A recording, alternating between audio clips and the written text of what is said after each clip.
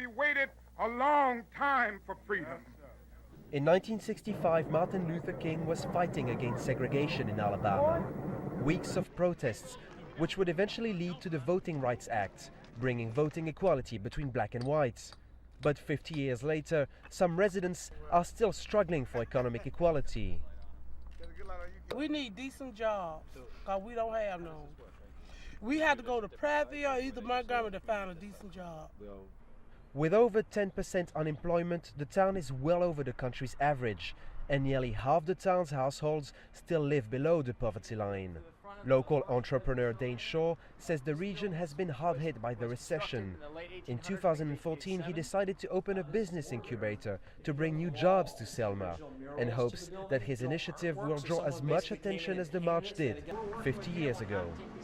Selma gets a lot of attention for civil rights, but the whole city, if you talk to people that live in Selma, they want to see it grow. They want to see it grow economically. So I would say that it would be great to see all the attention that's been put on civil rights, for some of that to accelerate the civil rights, but shift that and look at attracting industry here. So I'd love to see more industry come, as well as the other people.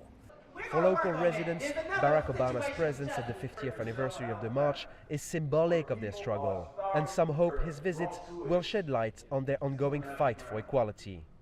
It serves inspiration because it lets you know that if they came together and fought and stuck together then for victory, it can be done today.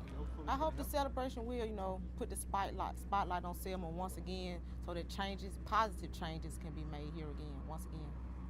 Despite the historic rights campaign of 1965, most of the population in Selma still suffers from the wounds of segregation.